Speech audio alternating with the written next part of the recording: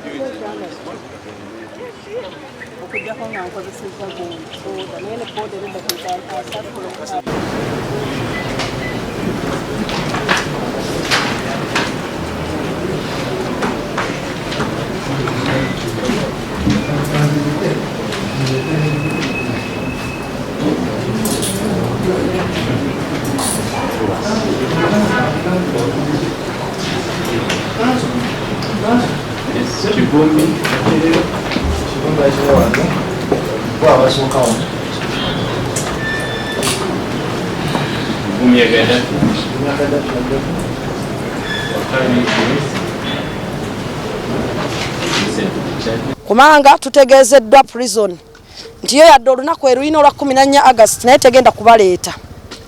Olw'ensonga erina ekiwandiiko yo kyerinze bagiwandiikire mu butongole.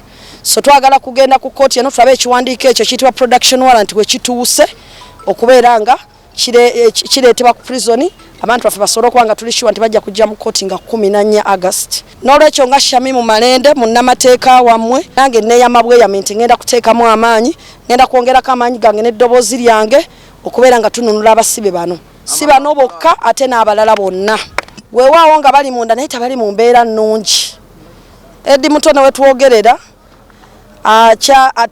ayina omuggo kwatambulira olw'ensonga nti yafuna obuvune obwava ku ttokya gye yafuna ng'akwatibwa. Weewaawo bagezaako okulaba nga adda engulu mpolampola naye era obulumi bukyali bw'amaanyi yeetaaga kufuluma afune obujjanjabi. Akirewo Kivumbi ali hypertensive yeetaaga okubeera ku mpeke essaawa 24 okusobola okuba nga obulamu bwe butereera. Bw'ogenda ku Wakabi Smart oyo alina ekizibu ky'omugongo ne ulcers zisula zimunyoola zisiba zimunyoola naye talina kyakikolera. Gaddafi yaleka omukyala alina omwana omuto nga yakazaala bw'ati nakati tamanyi kye baliko kuba yali abasasulira ennyumba n'ebisigadde byonna. Mukomera wane Masaka omuwendo gw'abasibe gusukkiridde mungi nnyo okusinga ku muwendo ekkomera lyegirina okuba nalyo. N'olw'ensonga eyo kivudde ku nsonga nnyingi. Abasibe bangi ate tebatwalibwa mu kkooti. Osanga omusibe amaze mu kkomera wano emyaka egisoma 4 tatwalibwanga mu kkooti kumanya musango gwe yazza kumusalira. Masaka prison eno etwala ekitundu kya Greater Masaka yonna. Districts nyingi ate nabonna abaddiza eno emisango babaleeta eno Masaka. Sekkomera lirina abantu bangi omuntu omu tasobola kutuula mu misango egisuka mu 4,000. So tusaba gavumenti erowooze ku Masaka court n'abasibe n'embeera y'abantu gye balimu mu kkomera. Tulabe nga emisango gisalibwa abalina okusaavinga basaavinge n'abateebwa bakole ki bateebwe.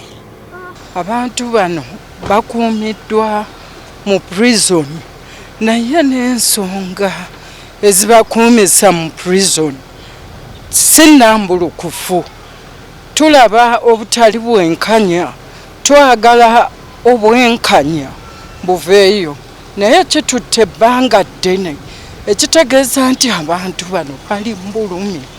Obula kye bagezaako okukola kutulumya na kutudisorganizinga ng'ekibiina ekyobufuzi n'okuddira abantu abalina Kyagulanyi abamukuuma abamuwadde security abamwagala abamuwa obugumu obamujja kuwasigale nga ali isolated.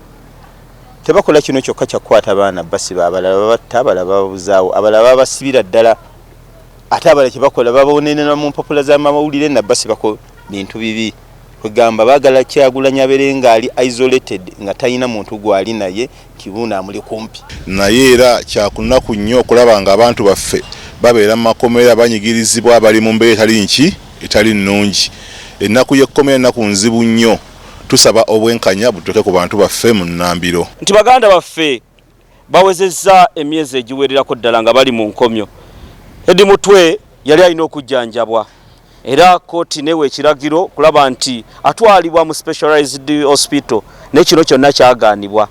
Tusaba bekikwatako nti baganda baffe ng'ennaku z'omwezi 14 abagenda okuleetebwa olunaku lwafuniddwa baweebwe beiru kubanga si bakozi ba misango si bakozi ba bikolobero